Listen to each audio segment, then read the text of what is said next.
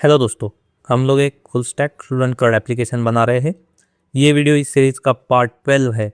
अगर आपने पिछले वाले पार्ट्स नहीं देखे तो please to check them out. Last video में हमने अपने फ्रंट एंड एप्लीकेशन की डेवलपमेंट को कंप्लीट कर लिया था।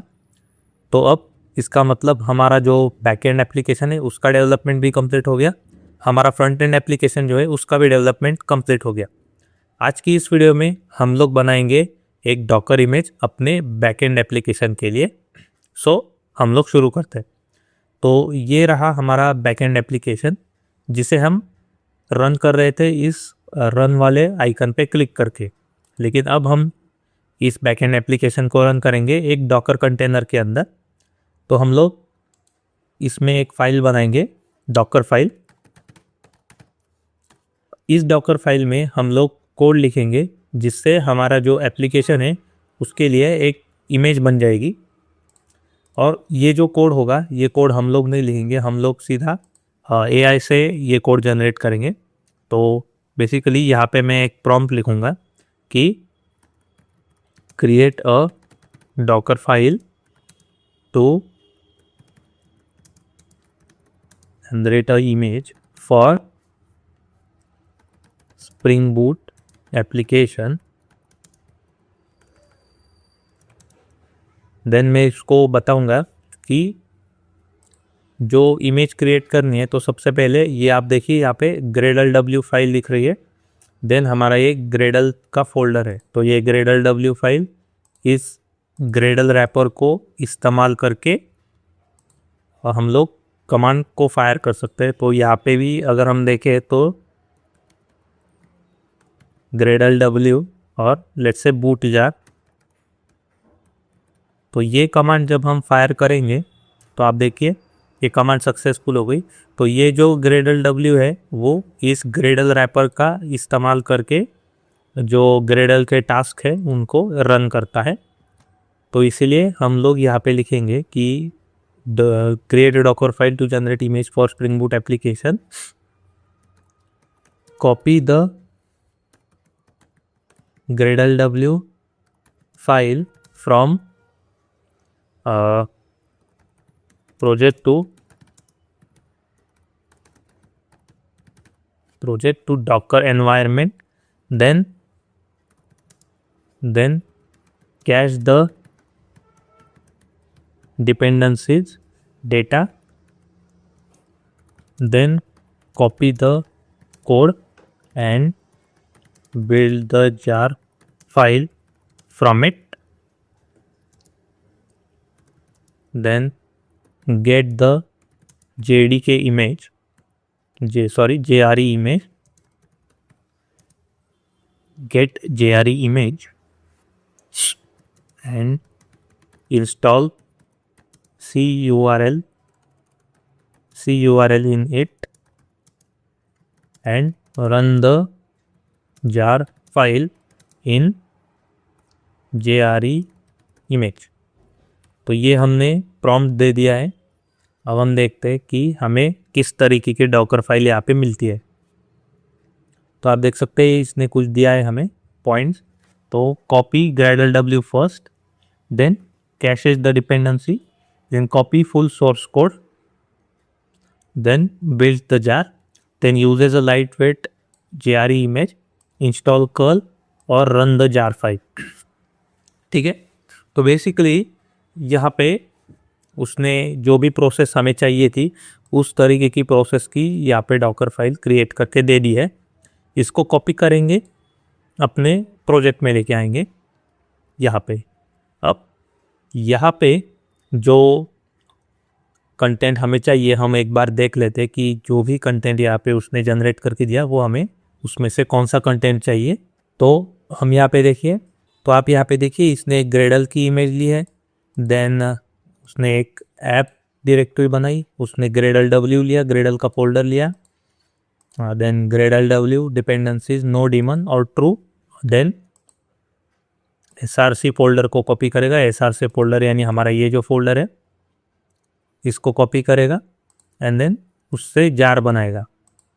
फिर जार बनाने के बाद एक जावा की इमेज ली है उसने। जावा की इमेज में जावा 17 का JRE लिया है। यहाँ पे उसने कर्ल को इंस्टॉल कर लिया है। हमने जो बोला था उसको कि कर्ल को इंस्टॉल करके दो, तो चैट जीपीटी से हमें ये फाइल मिल गई है। तो इस फाइल में हम लोग सबसे पहले देखते हैं, इसने ली है एक ग्रेडल की इमेज जो JDK 17 के ऊपर चलती है। तो इसको चेंज करेंगे हम लोग। तो यहाँ पे ऐप डायरेक्टरी उसने क्रिएट करी एनवायरनमेंट में, उसके डॉकर के एनवायरनमेंट में। फिर ये जो ग्रेडल डब्ल्यू फाइल है वो यहाँ पे इस ऐप फोल्डर में कॉपी हो जाएगी। देन उसके बाद ये जो ग्रेडल का फोल्डर है, ये ग्रेडल का फोल्डर इस ऐप फोल्डर के अंदर एक ग्रेडल फोल्डर बनेगा और उसके अंदर ये ग्रेडल का जो कंटेंट है ये कंटेंट उसमें जाएगा। Then build dot Gradle file और सेटिंग डॉट ग्रेडल फाइल, यानी सेटिंग डॉट ग्रेडल फाइल, ये भी इस ऐप फोल्डर के अंदर कॉपी हो जाएंगे। देन रन करेगा ये chmod +x ग्रेडल w, यानी कि ये जो फाइल यहाँ पे कॉपी हो गई, ये जो फाइल थी इस ऐप फोल्डर के अंदर कॉपी हो गई, उसको एग्जीक्यूटेबल की परमिशन यहाँ पे दी है। यहाँ पे लिखा हुआ भी है कि ensure Gradle w is executable. अगर एग्जीक्यूटेबल नहीं होगा तो हमारा ये जो ग्रेडल w का कमांड है ये फेल हो जाएगा। फिर उसने डिपेंडेंसीज को डाउनलोड कर लिया, एक पहले डिपेंडेंसीज को डाउनलोड कर लिया और फिर हमारा सोर्स कोड जो है वो कॉपी हो जाएगा इसके अंदर और फिर एक जार क्रिएट हो जाएगी। तो आप देखिए यहाँ पे भी मैंने बूट जार कमांड फायर की है। इस बूट जार से क्या होगा, एक बिल्ड डायरेक्टरी बनती है, उस बिल्ड डायरेक्टरी के अंदर लिब्स नाम का फोल्डर, उसके अंदर हमारी जार फाइल क्रिएट होती है। तो यहाँ पे इस एनवायरनमेंट के अंदर हमारी जार फाइल क्रिएट हो गई और इस एनवायरनमेंट का नाम है बिल्डर। देन एक यहाँ पे ये दूसरा जो है स्टेज 2 जो रन टाइम स्टेज है, उसके अंदर एक्लिप्स का ये फाइल एक्लिप्स का इमेज है जो 17 JRE ले रहा है, इसको भी चेंज करेंगे हम लोग। हमारा जो एप्लीकेशन है वो 21 पे रन कर रहा है तो हम लोग इसको चेंज करेंगे। फिर इसमें एक ऐप डायरेक्टरी बना दी उसने। फिर हमने उसको बोला था कि कर्ल को इंस्टॉल करो, उसने कर्ल को इंस्टॉल किया। ये कर्ल क्यों इंस्टॉल किया है ये मैं बताऊंगा आपको आगे अगले वीडियोस में। तो यहाँ पे कर्ल को इंस्टॉल किया। Then copy jar from builder stage. तो इस एनवायरनमेंट के अंदर हमारी जार फाइल बन गई थी। तो ये जो एनवायरनमेंट है हमारा बिल्डर, तो फ्रॉम बिल्डर यानी कि ये फ्रॉम बिल्डर, अगर हम यहाँ पे बिल्डर स्टेज लिखेंगे तो यहाँ पे भी इसी को कॉपी करके, इसको कॉपी करके हम लोग लिखेंगे इधर फ्रॉम बिल्डर स्टेज। तो फ्रॉम बिल्डर स्टेज यानी कि अगर हम ये नहीं देंगे, फ्रॉम बिल्डर स्टेज नहीं लेंगे, तो वो इस फाइल को ढूंढेगा यहाँ पे हमारे मशीन पे ढूंढेगा, लेकिन हमारे मशीन पे ऐप नाम का कोई फोल्डर नहीं है। तो ऐप नाम का जो फोल्डर था वो यहाँ पे है। उस ऐप नाम के फोल्डर में एक बिल्ड फोल्डर होगा। तो जैसा मैंने यहाँ पे स्ट्रक्चर दिखाया आपको, बिल्ड फोल्डर, उसके अंदर लिब्स, उसके अंदर जार फाइल, तो सेम स्ट्रक्चर बन गया होगा इस ऐप फोल्डर के अंदर भी। इस ऐप फोल्डर के अंदर बिल्ड फोल्डर बन गया, उसके अंदर लिब्स और उसके अंदर जार फाइल बनी होंगी। तो वो jar files app dot jar की नाम से कॉपी हो जाएंगी इस एनवायरनमेंट में। और ये जो फ्रॉम बिल्डर स्टेज है तो इसका मतलब इस एनवायरनमेंट को यहाँ पे रेफ़र करो। तो उस एनवायरनमेंट से ये फाइल कॉपी हो जाएगी ऐप डॉट जार के नाम से। फिर हम लोग पोर्ट एक्सपोज करेंगे। अगेन यहाँ पे जैसे लिखा है कि ऑप्शनल एडजस्ट इफ नीडेड, तो इसको अगर हम लिखेंगे तो भी चलेगा, नहीं लिखेंगे तो भी चलेगा, क्योंकि हम लोग पोर्ट कमांड के थ्रू डॉकर का जब हम कंटेनर रन करेंगे तब हम पोर्ट को एक्सपोज करेंगे। और फिर run the application java-jar app.jar। तो ये जो जार फाइल कॉपी की है हमने इसमें, इस एनवायरनमेंट के अंदर, उस जार फाइल को हम जावा के थ्रू रन करेंगे। तो अब यहाँ पे ये जो है बिल्डर स्टेज, ये JDK 17 का ग्रेडल यूज कर रहा है। तो सबसे पहले यहाँ पे हम लोग चलते हैं ब्राउज़र पे डॉकर हब पे चलते हैं। यहाँ पे जावा की इमेज सर्च करते हैं। जावा की इमेज के लिए हम लोग एक्लिप्स, तो आप अगर देखें तो जावा की इमेज जो है, जावा की इमेज एक्लिप्स टेमुरिन, ये जावा की ऑफिशियल इमेज यहाँ पे मिलती है हमें। तो ये है वो। ऑफिशियल लिखा भी है, official images for open JDK binary, और ये डॉकर का साइन भी है ऑफिशियल इमेज वाला। इसके अंदर टैग्स में चलते हैं और एक बार देखते हैं कि ये जो इमेज है 17 वाला 17 JRE वो क्या है।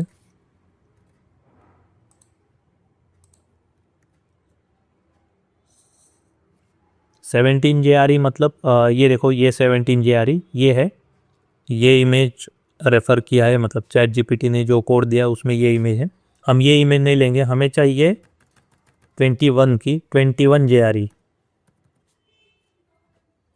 21 JRE। तो यहाँ पे 21 JRE की कोई देखते हैं इमेज।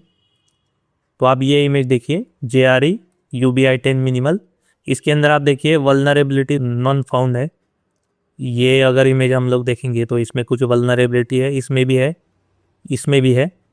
इस इमेज में कोई भी वल्नरेबिलिटीज़ नहीं है। तो ये देखिए यहाँ पे लिनक्स AMD 64, इसके अंदर कोई वल्नरेबिलिटी नहीं है। तो इसको कॉपी करेंगे हम लोग और यहाँ पे पेस्ट कर देंगे। और ये डॉकर पुल को हटा दे।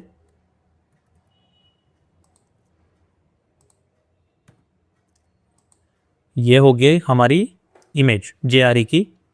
उसी तरीके से यहाँ पे भी मैं जावा की इमेज दूंगा। तो जो सेम ये जो इमेज है इसको कॉपी करेंगे, इसको यहाँ पे पेस्ट कर देंगे और ये JRE की जगह JDK कर देंगे, JDK। अब ये इमेज जो है JDK की वो भी वहाँ पे अवेलेबल होगी। JDK अगर करेंगे तो JDK UBI 10 मिनिमल, ये इमेज भी अवेलेबल है, इसके अंदर भी वल्नरेबिलिटी नहीं है। जो बाकी के हैं उनमें कोई ना कोई वल्नरेबिलिटी दिख रही है। तो ये इमेज हमने इस्तेमाल कर ली। अब इस तरीके से हमारा जो डॉकर फाइल है वो बिल्ड हो गई है। अब इस डॉकर फाइल से इमेज जनरेट करते हैं। उसके लिए आप सबसे पहले डॉकर को आपको इंस्टॉल करना पड़ेगा, और जब आपका डॉकर इंस्टॉल हो जाए तो आप डॉकर को स्टार्ट कीजिए। तो systemctl user start Docker desktop, Docker desktop start हो जाएगा।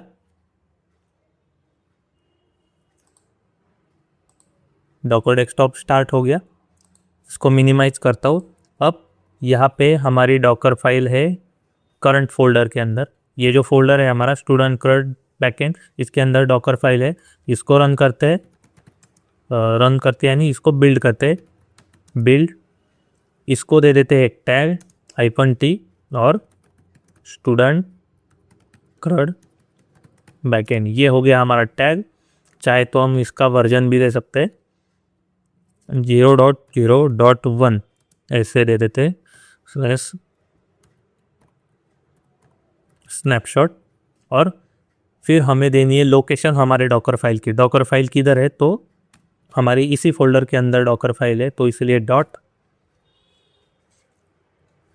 हमें जो है एरर आ चुका है यहाँ पे, यहाँ पे जो CURL है वो यहाँ पे इंस्टॉल नहीं हो रहा। यहाँ पे एक अलग इमेज थी हमारी 17 JDK की इमेज थी, तो उसके लिए ये इंस्टॉल का कमांड चल जा रहा था, लेकिन यहाँ पे हमें ये इंस्टॉल का कमांड चेंज करना पड़ेगा। तो जो UBI 10 की जो इमेज है उसके लिए जो इंस्टॉल का कमांड है वो है इस तरीके का।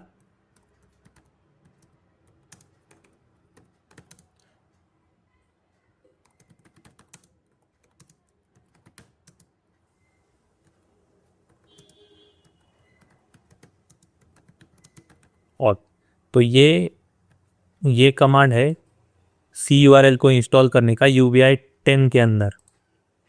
तो अब इसको फिर से रन करते हैं।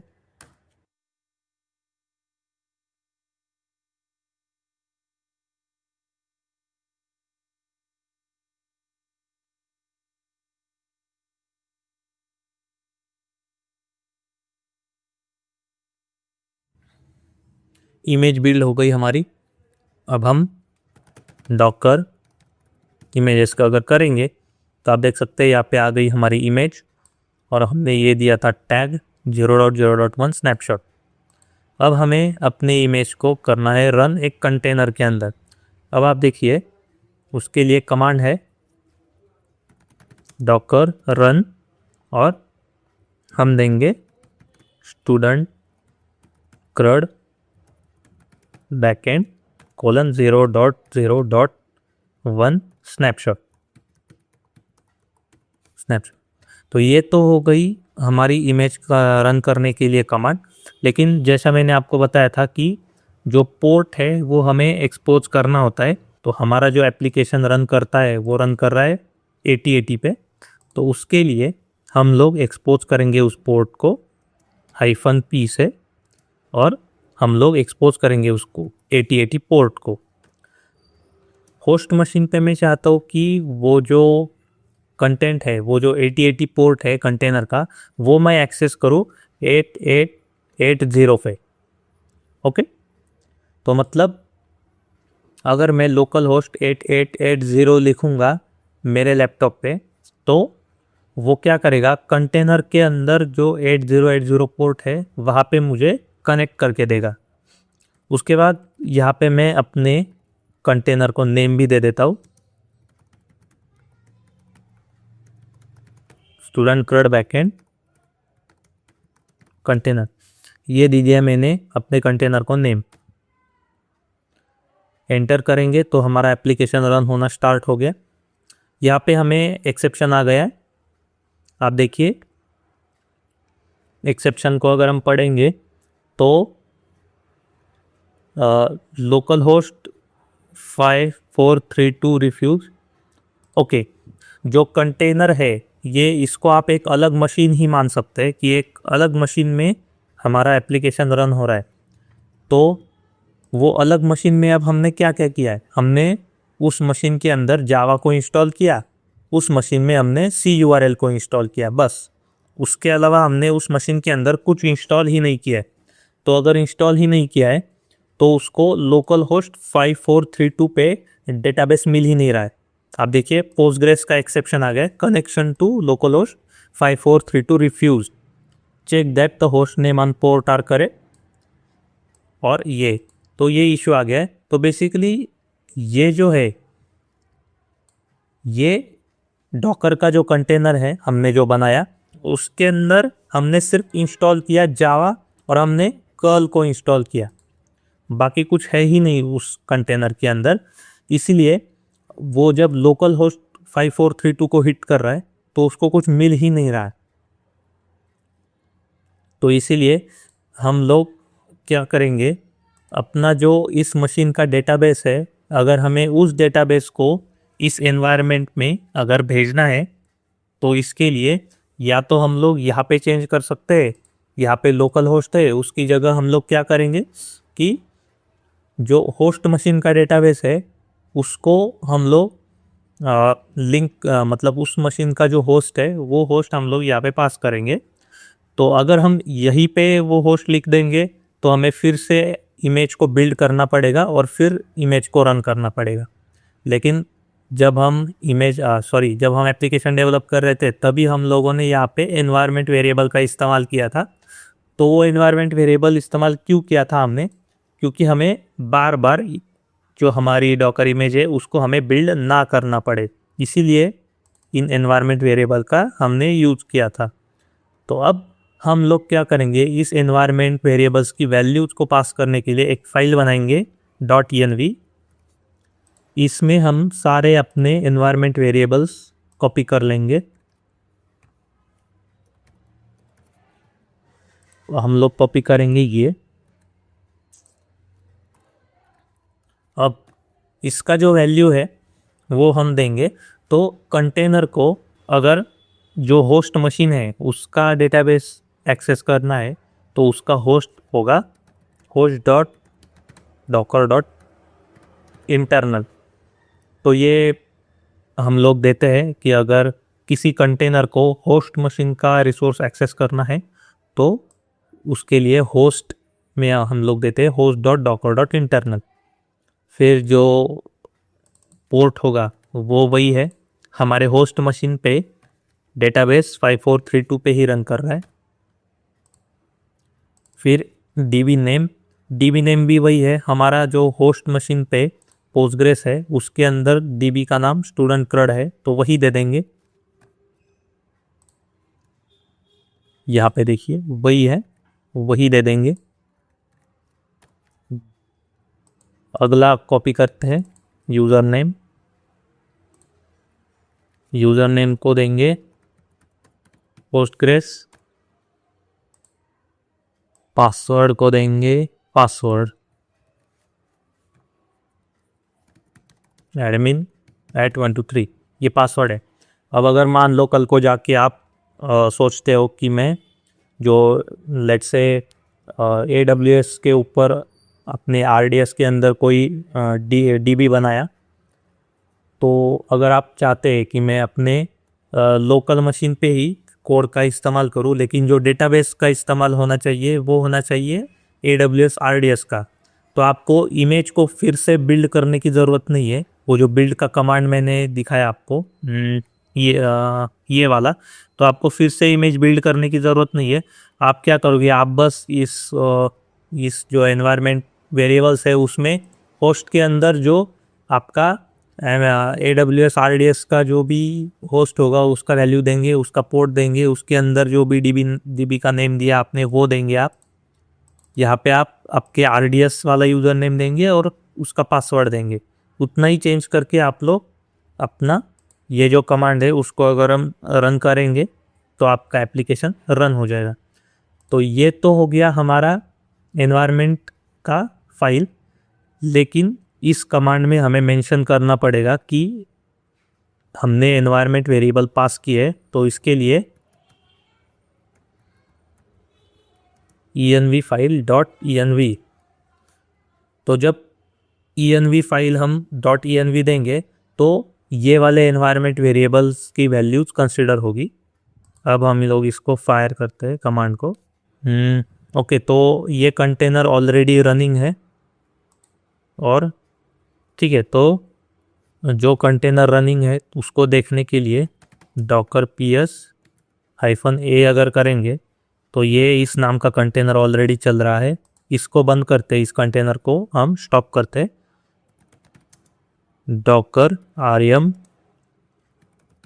स्टूडेंट क्रड बैकएंड कंटेनर, ये कंटेनर रिमूव हो गया। अब ये कमांड को फायर करते डॉकर रन वाली, एप्लीकेशन स्टार्ट हो गया। देखिए लिक्विबेस का ये जो अपडेट समरी है, ये देखो ये आ गया, यानी कि हमारा डेटाबेस कनेक्शन सक्सेसफुल हो गया और हमारा एप्लीकेशन चल रहा है टॉमकैट पोर्ट 8080 पे। तो ये 8080 पे चल रहा है हमारा कंटेनर के अंदर, ठीक है। और जब हमने कमांड दी थी तब हमने उसको एक्सेस कर रहे थे 8880 के ऊपर। तो यानी कि हमारा जो कंटेनर है, कंटेनर में हमारा एप्लीकेशन चल रहा है 8080 पे, और हमने बोला है कि कंटेनर के अंदर 8080 पे जो भी चीज़ चल रही है उसको होस्ट मशीन पे 8880 पे कनेक्ट कर दो। तो अगर हम पोस्टमैन में जाएंगे तो आप देखिए मैंने यहाँ पे लिखा है लोकल होस्ट 8080, तो गेट ऑल स्टूडेंट पे चलते हैं। अगर यहाँ पे सेंड करूँगा तो यहाँ पे कनेक्ट रिफ्यूज्ड आ रहा है, क्योंकि 8080 पे कोई रिसोर्स रन हो ही नहीं रहा है।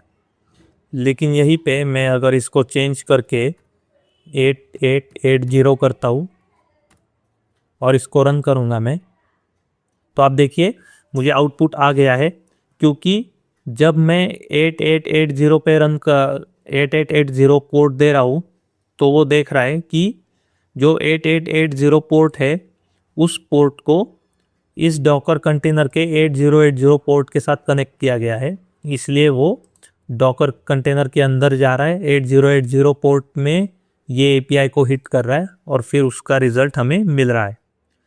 तो फाइनली हमने अपने बैकएंड एप्लीकेशन को डॉकर कंटेनर के अंदर सक्सेसफुली रन किया।